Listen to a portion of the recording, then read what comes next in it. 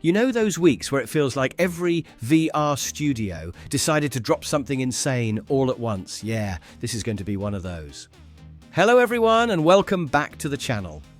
This week is absolutely stacked with fresh VR experiences, from high-octane shooters to wild fantasy worlds that make you forget reality even exists. Whether you're playing on Quest, PSVR2, or diving deep on PCVR, there's something here that's about to melt your brain in the best way possible. Today we're going to discuss 5 new VR games. So let's get started. But before that, drop your best experience VR game in the comments below.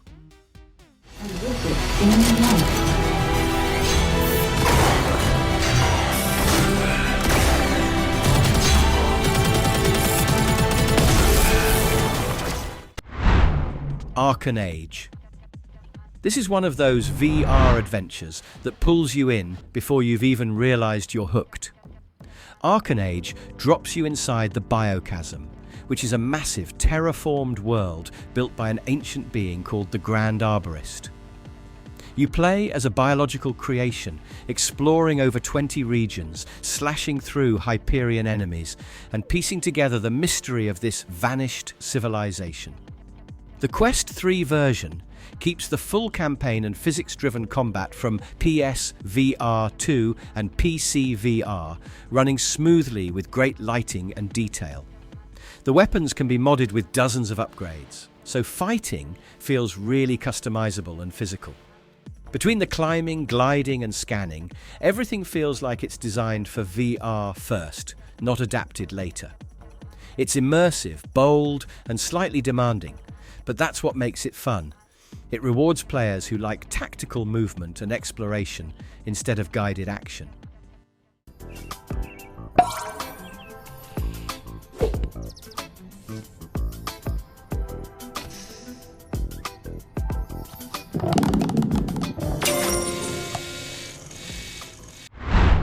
House of Golf 5R. Have you ever wished your living room could turn into a golf course? That's literally what House of Golf VR does. It's both mini golf and a creative mixed reality toy box where you can build your own courses right in your room.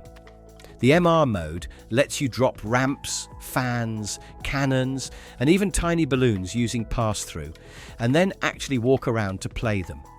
If you want pure VR visuals instead, there are bright, whimsical worlds with tricky holes, power-ups, and interactive puzzles. The physics are spot on, and the putter feedback feels surprisingly authentic. It's easy to build something chaotic, invite a friend, and just see who survives the madness. What I really dig is the flexibility. 1 minute you're chilling with casual holes, the next minute you're dodging cranes and portals across your kitchen. It's playful creativity done right, and exactly the kind of thing VR needs more of.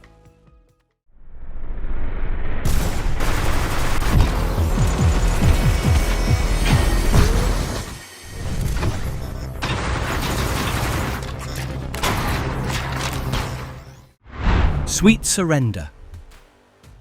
This one's for people who love that just one more run thrill. Sweet Surrender is a roguelike shooter where you climb a mega tower swarming with robots, turrets, traps and loot.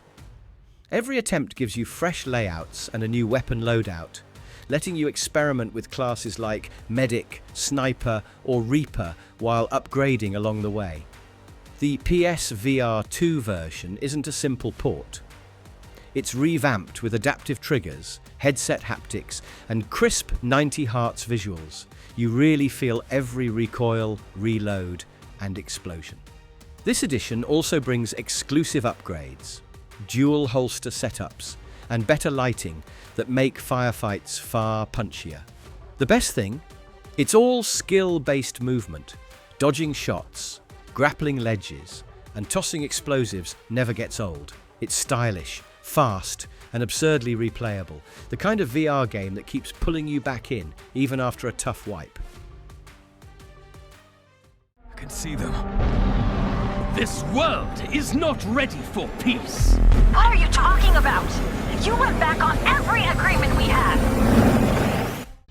Zero Caliber 2. If you've missed a good, meaty VR shooter lately, this one's going to fill that gap. Zero Caliber 2 isn't just another copy-pasted sequel. It's a full rebuild of X-Real Games' military shooter for modern PC VR setups.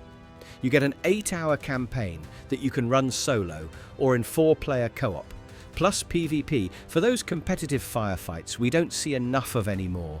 Every gun has weight recoil and customizable attachments you can swap mid-fight.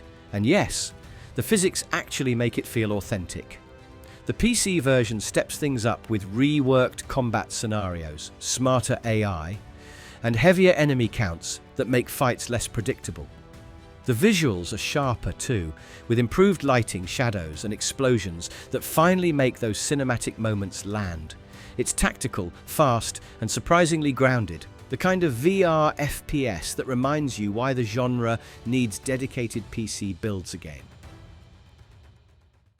If you can hear me, please respond on this frequency. I repeat, please respond to this message. Drop Dead the Cabin. Imagine being stuck in the woods, trapped inside a rundown cabin, while waves of undead start closing in. That's the heart of Drop Dead the Cabin, a survival horror shooter built around teamwork, resource management, and relentless pressure. You're scavenging for ammo, repairing generators, and defending strategic points to keep the lights on, while mutant zombies swarm the area. The PC VR edition brings 4-player co-op, sharper visuals, and full crossplay with Quest users, so everyone can jump into the chaos together. The 80s-inspired vibe is half the fun. Neon lighting, synthwave music, and that VHS horror aesthetic that makes the gore somehow stylish. Every run feels different too, with randomized loot and objectives keeping it fresh. What sets it apart is the balance of panic and precision. It's not just about shooting, it's about surviving under pressure. Few VR games nail that barely got out alive feeling this well, and this one absolutely does. And that wraps up this crazy VR week. Honestly, it's wild how fast the industry's evolving. Every one of these games shows a new angle on what virtual reality can actually be. Some go hard on realism, some just embrace chaos, but all of them prove VR's hitting that golden momentum again. If any of these caught your eye, let me know in the comments which one you're jumping into first. Don't forget to drop a like, hit subscribe, and I'll catch you guys in the next one. Stay immersed out there. Approached me with an offer I couldn't refuse. Because of your actions, hundreds of innocents died. Innocents you swore to protect.